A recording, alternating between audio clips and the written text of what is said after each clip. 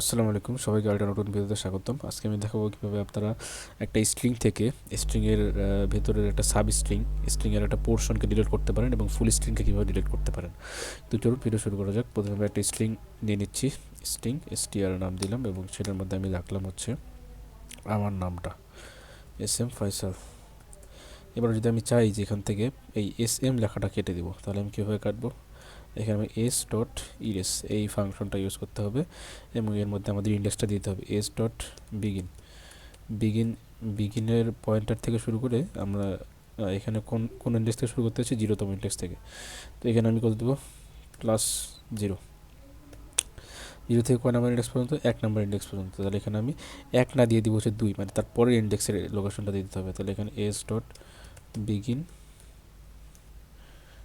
+012 দিতে হবে। এবার যদি আপনি আউটপুট দেন, সরি এখানে str ছিল, আমি ভুলে এস লিখে ফেলছি। str str str str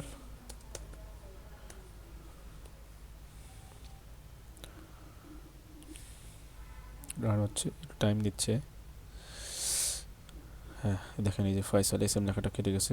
এবার ধরেন আমি এখান থেকে এফ এ লেখাটা কাটতে চাই, SMটা না, এফ এ কাটতে চাই। তাহলে এফ কয় নাম্বার ইন্ডেক্স আছে? 0 1 2, 2 নাম্বার ইন্ডেক্স আছে এফ, আর হচ্ছে 3 নাম্বার ইন্ডেক্স। তাহলে 2 আর 4 দিতে হবে। 2 এখানে দিতে হচ্ছে 4, মানে লাস্ট ইন্ডেক্সের পরের ইন্ডেক্সটা ইয়েটা দিতে হবে।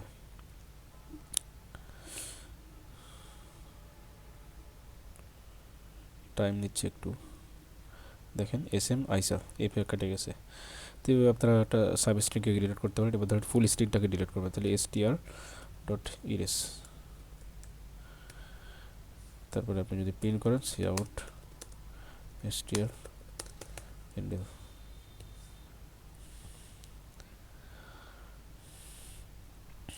সময় নিচ্ছে একটু, দেখেন প্রথমে এটা প্রিন্ট করছে, তারপরে কিছু নাই, একদম কিছুই প্রিন্ট করেনি, ফাঁকা, কারণ স্ট্রিংটা ডিলিট হয়ে গেছে। তো এইভাবে আপনারা স্ট্রিংয়ের ইরেজ ফাংশনটাকে ইউজ করতে পারেন।